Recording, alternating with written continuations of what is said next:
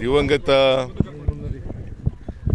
S ನಿಜಲಿಂಗಪ್ಪನವರ ಪುಣ್ಯತಿಥಿ ಇವತ್ತು. ಇಡೀ ರಾಜ್ಯಾದ್ಯಂತ ಅವರನ್ನು ಕರ್ನಾಟಕದ ಜನರು ನೆನ್ಕೊಳ್ತಾರೆ. ನಿಜಲಿಂಗಪ್ಪನವರು ಈ ದೇಶ ಕಂಡಂಥ ಒಬ್ಬ ಪ್ರಾಮಾಣಿಕ ರಾಜಕಾರಣಿ. ಅವರು ಅಧಿಕಾರದಲ್ಲಿದ್ದು ಉದ್ದಕ್ಕೂ ಕೂಡ ಕೆಲವು ಮೌಲ್ಯಗಳನ್ನು ಜೀವನದಲ್ಲಿ ಅಳವಡಿಸ್ಕೊಂಡು ರಾಜಕೀಯ ಮಾಡಿದವರು. ಅವರು ಇವತ್ತೇನಾದರೂ ಕರ್ನಾಟಕ ಅಭಿವೃದ್ಧಿ ಪಥದಲ್ಲಿ ಸಾಗ್ತಾ ಇದ್ದರೆ ಅದಕ್ಕೆ ನಿಜಲಿಂಗಪ್ಪನವರು ಹಾಕೊಟ್ಟಂಥ ಅಡಿಗಲ್ಲು ಅಂತಕ್ಕಂಥದ್ದನ್ನು ಮರೀಲಿಕ್ಕೆ ಸಾಧ್ಯ ಇಲ್ಲ.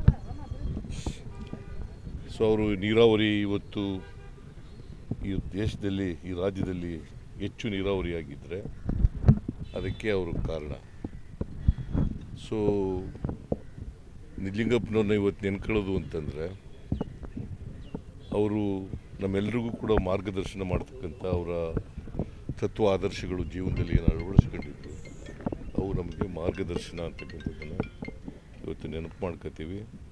ಈ ರಾಜ್ಯ ಏಕೀಕರಣ ಆಗಬೇಕಾದ್ರೆ, ಈ ರಾಜ್ಯದಲ್ಲಿ ಏಕೀಕರಣ ಆಗಬೇಕಾದ್ರೆ ಅವರು ಕೂಡ ಕಾರಣಕರ್ತರು ಅಂತಕ್ಕಂಥದ್ದನ್ನು ಈ ಸಂದರ್ಭದಲ್ಲಿ ನೆನ್ಕೊಳ್ಳಿಕ್ಕೆ ಬಯಸ್ತಾ ಇದ್ದೇನೆ.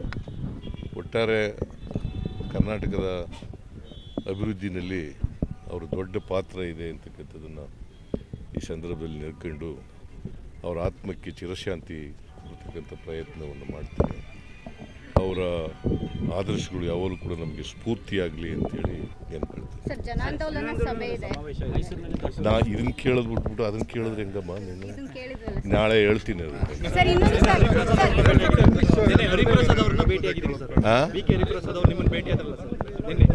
ಹರಿಪ್ರಸಾದ್ ಅವರು ನಮ್ಮ ಪಾರ್ಟಿ ಲೀಡ್ರು. ಅವರು ಏನು ಭೇಟಿಯಾಗೋದ್ರಲ್ಲಿ ವಿಶೇಷ ಏನಿದೆ? Is our party leader.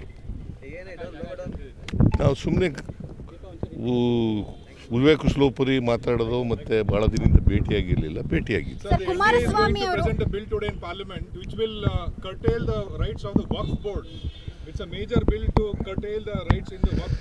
See, that shows the BJP government is against the minorities. Totally they are against them. NDA government is now, it is not a BJP government, it is NDA government. NDA government is totally against the minorities in this country. They are not for secularism. They are not for social justice. We have been telling the people of the country that they are communal parties.